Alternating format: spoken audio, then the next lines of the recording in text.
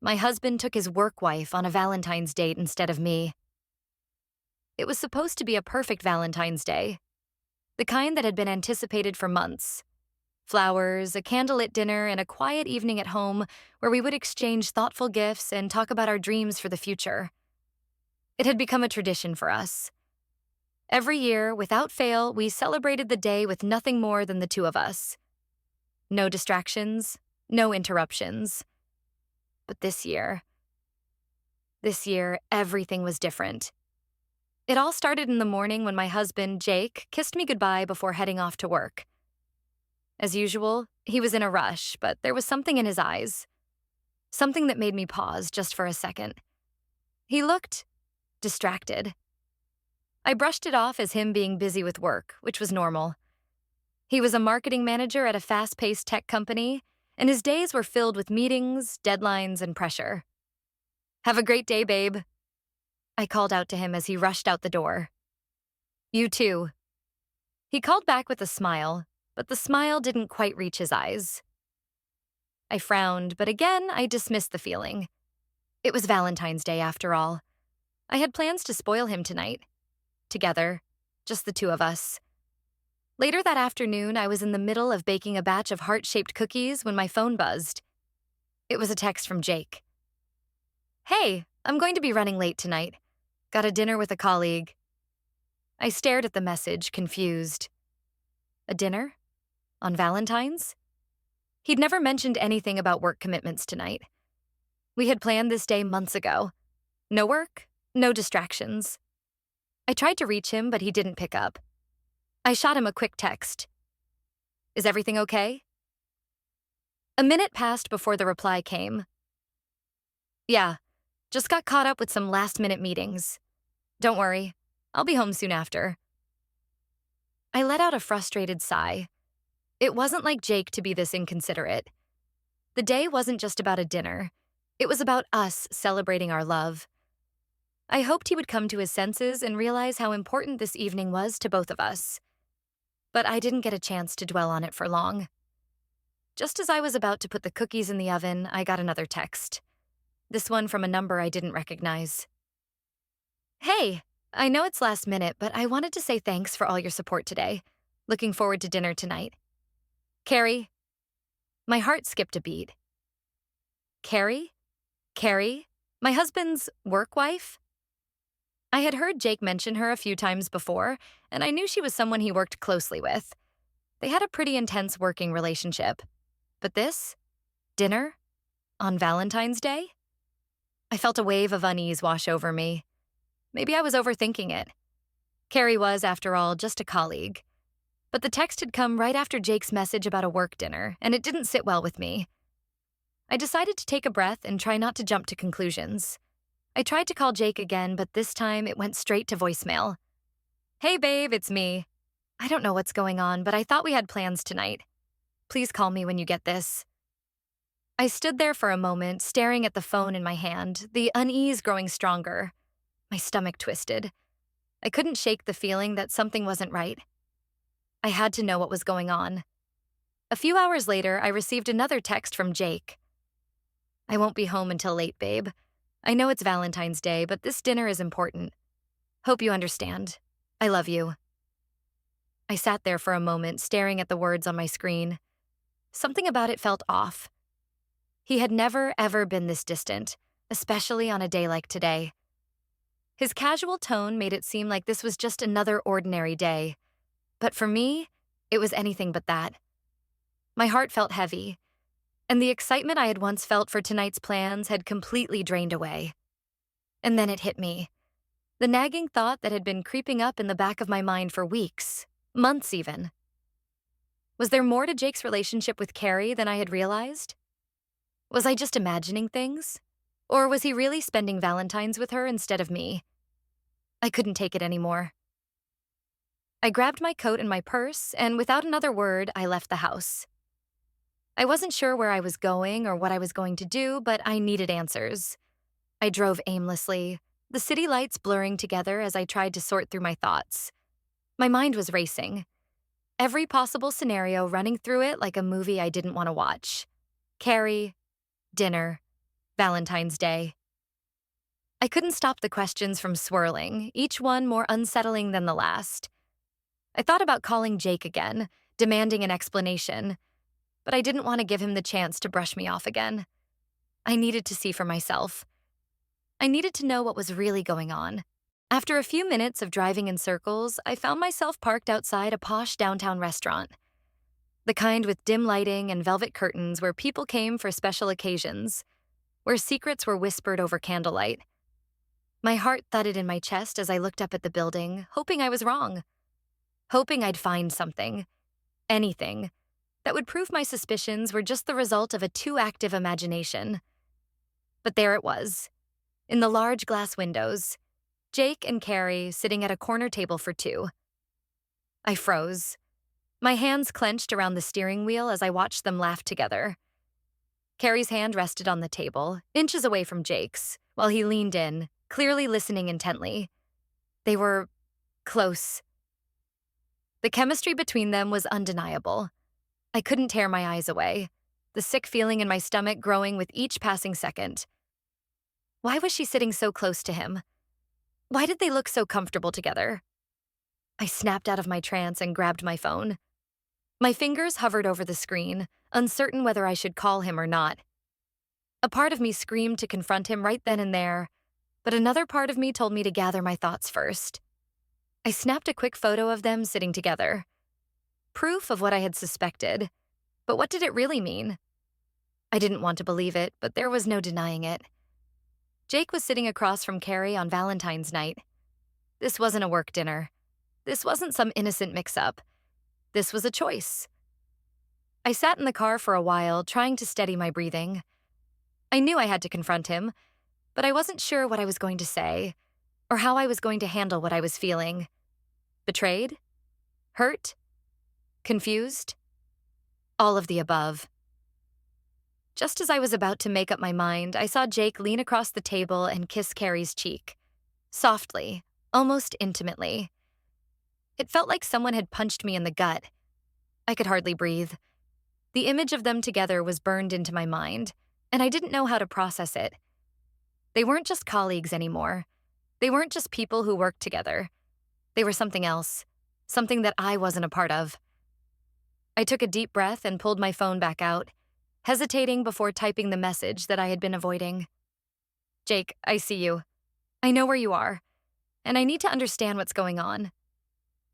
I hit send, almost immediately regretting it. What was I doing?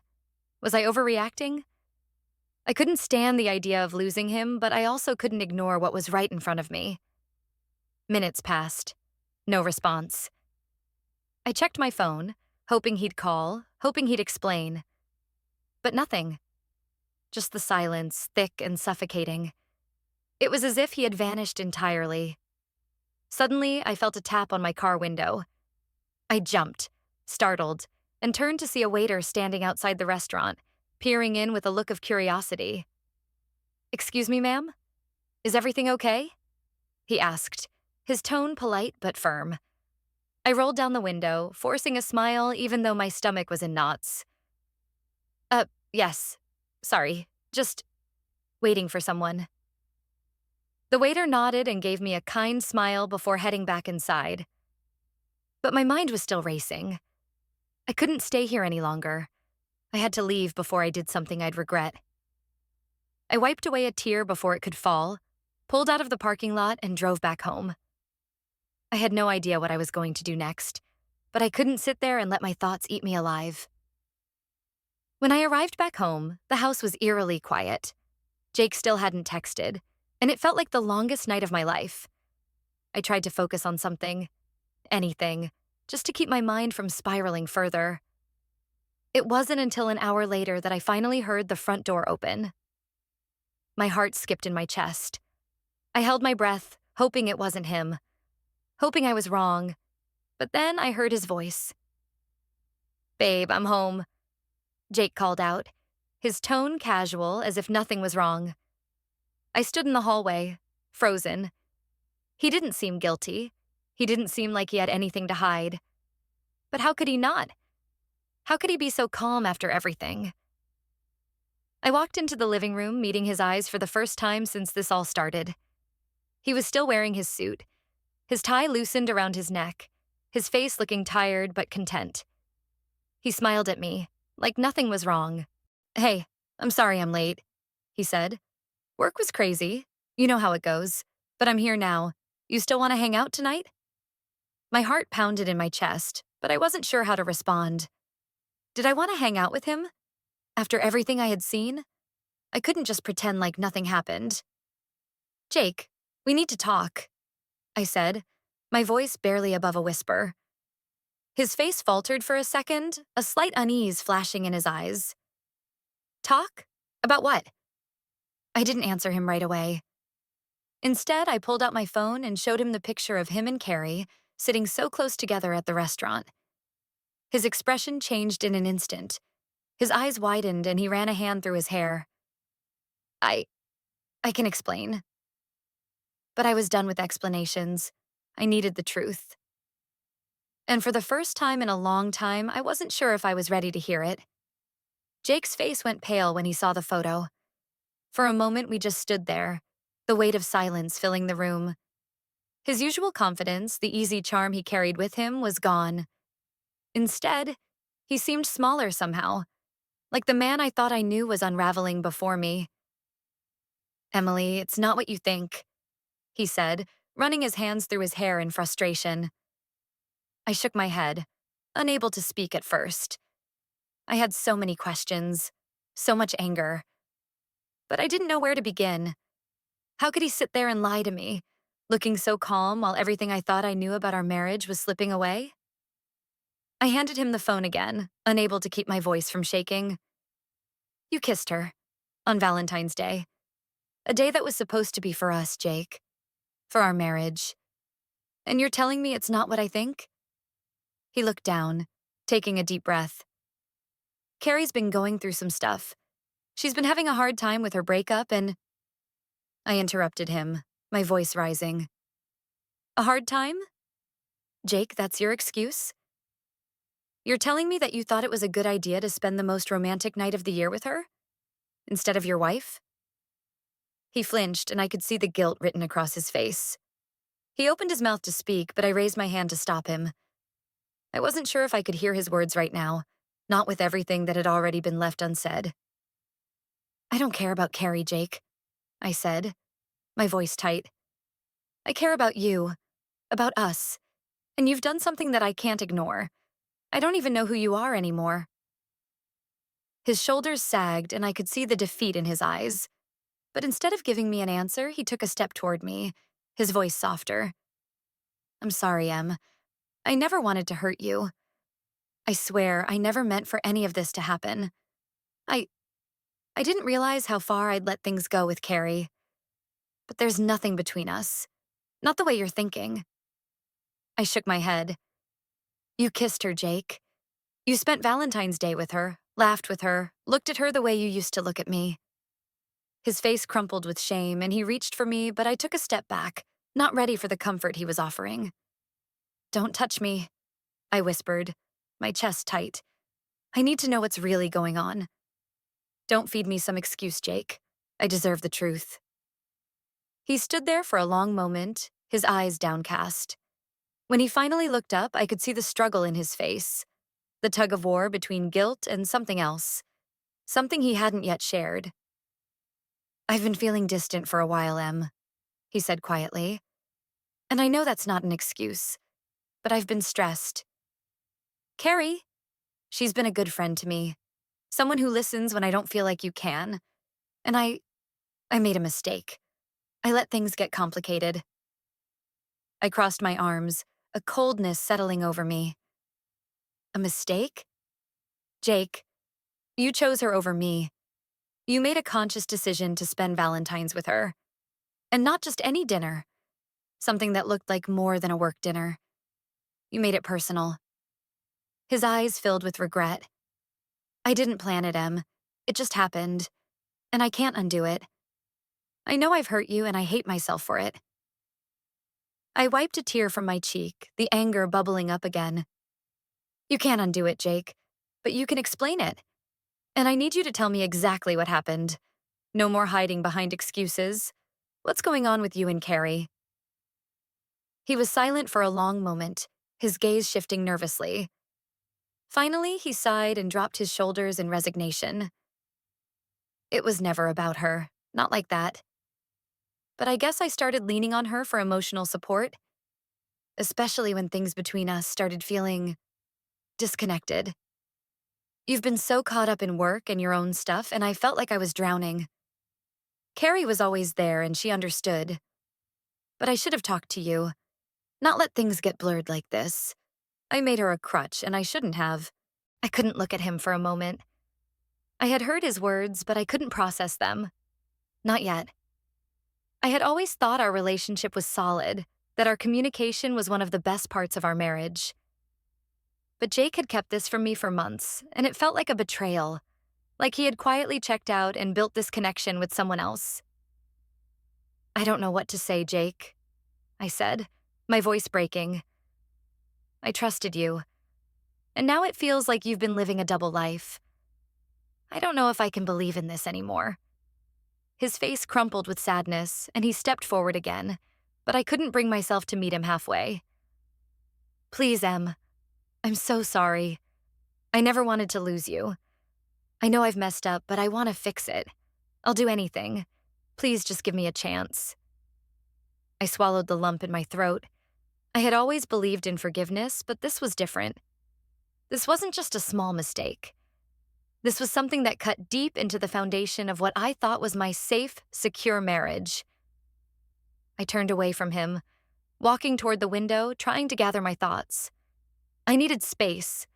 More than just physical space, but time to think, to process everything that had been left unsaid. I had to figure out if this was something we could overcome, or if it was a point of no return. "Jake," I said quietly without turning around. "I don't know what happens next, but I can't do this right now. I need time to think."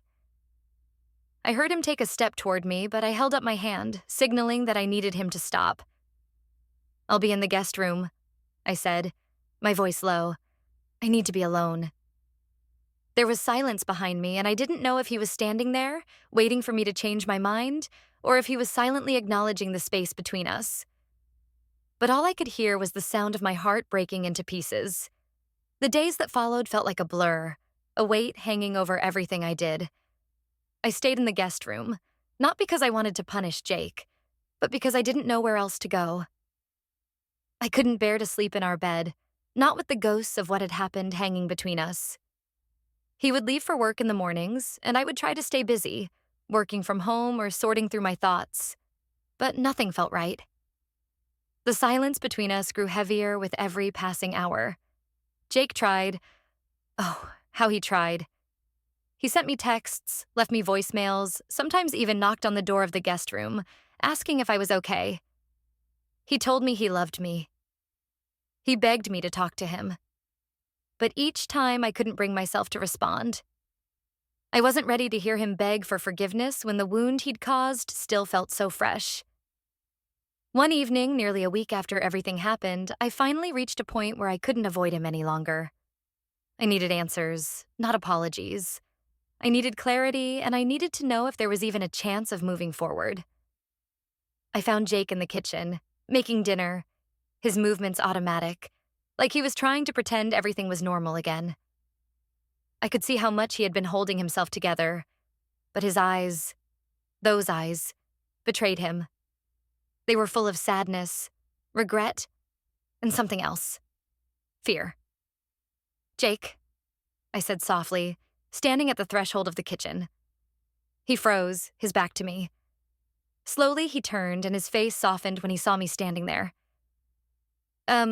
Hey, are you feeling any better? I'm not sure," I interrupted, stepping into the room. "But I need to talk. We need to talk about this. No more avoiding it." His eyes widened slightly. He set the spatula down and wiped his hands on a towel before meeting my gaze. "I'm listening. Whatever you need to say, I'm ready. I just want to make things right." I crossed my arms, my mind still racing. "I don't know what to believe anymore, Jake. You keep saying you're sorry, and you keep saying you want to fix this. But I don't know if you're doing it because you actually want to make it right, or if it's just because you're afraid of losing everything. His face faltered, and he took a step toward me. It's both, Em. I don't want to lose you, but I also know I messed up. I'm not proud of how I handled things, and I don't expect you to forgive me right away. But I want you to know that I'll do whatever it takes to show you I can be the man you deserve. I shook my head, unable to meet his eyes. But what about Carrie? What about her, Jake? I need to know. Is there something you're not telling me? He flinched at the mention of her name, and for a moment I thought he might break down. But he straightened himself and took a deep breath. There's nothing going on between us. I swear. I know that might be hard to believe right now, but I'm telling you the truth. She's been a friend, a colleague. That's it. I let myself lean on her because I felt lost. But nothing happened, Emily. Nothing physical. And I can't take back how wrong it was to let things get so blurred. I wanted to believe him. I wanted to trust that he was telling the truth. But there was a part of me that couldn't shake the feeling that he was just saying what I wanted to hear. That he was telling me exactly what would make me stay. But it wasn't just the physical part, Jake, I said, my voice barely above a whisper. It was the fact that you chose her over me. You chose her when I needed you. When I thought we were in this together. And now, I'm left here, questioning everything. Jake's face softened, and I could see the pain in his eyes. He stepped closer, but I held my ground, not allowing him to touch me. I know, Em. I get it. I see now how badly I hurt you. And I wish I could undo it. But I can't. All I can do is show you that I am still the person you married. The man who loves you and who is sorry for the mistakes he made. I took a shaky breath, trying to hold on to the tiny shred of hope I had left. How do I know I can trust you again, Jake? How do I know this won't happen again? You say you're sorry, but actions speak louder than words. I know, he said, his voice full of determination. I know, and I'm ready to prove it. I'll do whatever it takes to earn your trust again. No more excuses, no more hiding behind work or anyone else. Just you and me, Emily. I'm here. I'm not going anywhere. His words hung in the air, and for the first time in days, I felt something shift inside me. The anger I had been holding on to started to melt away, replaced by a quiet ache. I wanted to believe him. I wanted to believe that we could fix this, that we could move past the betrayal and rebuild what we had. But I couldn't ignore the nagging voice inside my head that told me to protect myself. Jake, I said, my voice trembling slightly. I don't know if I can go back to the way things were. And I'm not sure I can just forget this. But I do know this. I need time. I need time to figure out if we have a future together. If you really mean it, then give me that. Give me the space to make that decision. He nodded, his eyes full of understanding. I'll wait for you, Em. As long as it takes. I took a deep breath, my heart heavy with the weight of everything that had happened. Maybe I wasn't ready to forgive him just yet, but maybe, just maybe, I could try. I could take the first step toward healing, even if that meant taking it slowly. As I walked out of the kitchen, I turned back to look at him one last time. Jake was standing there, waiting, his eyes filled with hope and regret. And in that moment, I knew we were both on the edge of something we would have to fight for if we wanted to make it work. But for the first time in a long time, I wasn't sure if we could. The days after that conversation felt like a slow, delicate unraveling. Jake kept his distance, which, in a way, gave me the space I so desperately needed. He did everything right. No more excuses. No more trying to explain away what had happened. It was as if he had finally understood that words alone couldn't fix the mess he'd made. He was giving me room, but it didn't make the ache inside me go away. I still didn't know if I could forgive him. I spent most of my time in the guest room, curled up with my thoughts, sometimes crying when I couldn't hold it back. Sometimes just staring at the walls, too numb to do anything. The shock of it all had dulled into a quiet sadness. I felt disconnected from Jake, from the life we had built together, like I was standing on the outside of something I used to know so well, unsure if I could ever step back inside. But then, one evening, something unexpected happened. It was a Saturday, and I had planned to spend the day alone, binge-watching shows and losing myself in a book. The doorbell rang, pulling me out of my thoughts. I wasn't expecting anyone. I hesitated for a moment, but curiosity got the best of me, and I went to answer it. Standing on the other side was Carrie. My stomach twisted at the sight of her, but I didn't let my surprise show. Instead, I stood there in silence, staring at her, waiting for her to speak.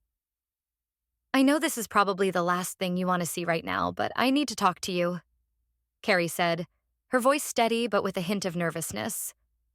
I didn't respond immediately, just nodded and stepped aside to let her in. As she crossed the threshold, I could feel the tension thickening in the air. I had no idea what she was going to say, but I wasn't sure I was ready to hear it. She sat down on the couch, looking uncomfortable. I remained standing, my arms crossed, unsure of how to proceed. I had so many questions, so many emotions bubbling up inside me, but I knew I had to stay calm. "I don't expect you to forgive me or even to understand, but I wanted you to hear this from me first," Carrie began, her eyes meeting mine, unflinching. "Jake and I have been close, yes. He's been there for me when I was going through my breakup, but I never wanted to come between you two.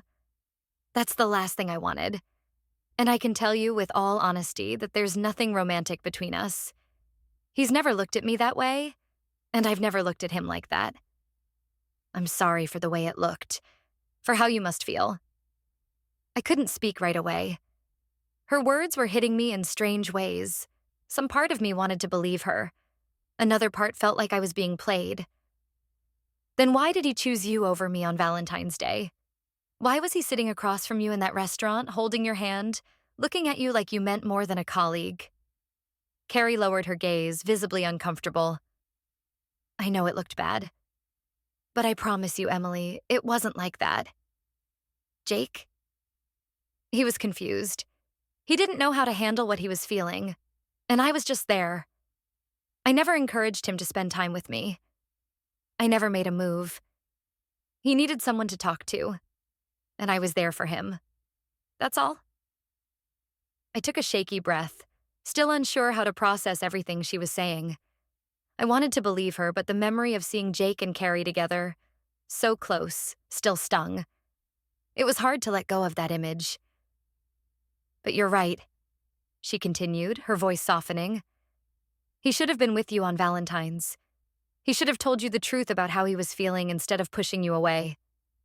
I should have never let it go this far. I owe you an apology, too. I didn't mean for any of this to happen."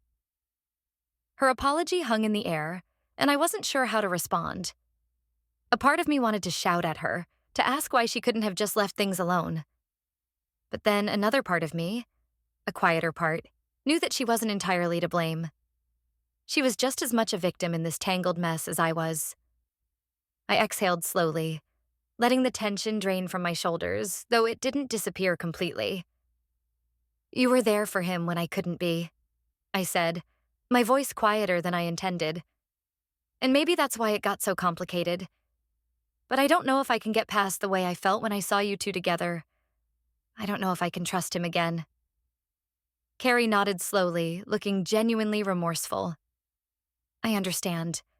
I don't expect you to forgive him right now, or to make this easier for him. I wanted you to hear the truth from me. And I wanted you to know that Jake is still the same man you married. He loves you, Emily. I know that." I wanted to believe her. I wanted to believe that Jake hadn't changed, that we could still go back to the way things were. But I wasn't sure anymore. How could I go back after everything that had happened? Before I could say anything more, Carrie stood up, her expression shifting. "I know this is a lot. I'll leave you to think about it, but I just wanted to clear the air between us." I didn't know what to say as she walked toward the door. Part of me wanted to thank her for her honesty, Another part of me wanted to scream and tell her to never come near my husband again, but I kept my thoughts to myself and simply nodded as she left. The room felt colder when she was gone, and I stood there for a long time, trying to digest everything she had said. She had apologized, and I could see the sincerity in her eyes. But what about Jake? What about the man I married? Was I ready to forgive him? I wasn't sure, but one thing was certain. This wasn't over. There was still so much left to unpack, and I wasn't going to make any decisions without thinking them through. But as I sat down on the couch, I realized something. I wasn't as angry as I thought I would be. Maybe, just maybe, there was still a chance to rebuild, a chance to find the trust we had lost. But it would take time. And I wasn't ready to make that decision today. The weeks that followed Carrie's visit were a blur of emotions. Hope, doubt, anger, and sadness, all tangled together. I'd tried to push myself to a decision, to either forgive Jake or move on. But no matter how many times I told myself I could do it, I wasn't ready. Jake continued to do everything in his power to show he was committed to us, to me. He kept sending me thoughtful messages, asking how my day was going, making small efforts to prove that he was here, trying. But it didn't change the fact that my heart was still fractured, my trust still shattered. The tipping point came one night, 3 weeks after Carrie's visit. I had been spending the evening at a friend's house trying to get my mind off things. When I came back home, the house felt unusually quiet. It was late, and I assumed Jake had already gone to bed. But as I walked into our bedroom, my breath caught in my throat. There, on the bed, was a pile of clothes, a suit, a shirt, and a tie, and beside it, an envelope. I froze, my pulse quickening, a sickening realization sinking in. I opened the envelope before I even had a chance to think clearly. My hands were shaking as I pulled out the letter.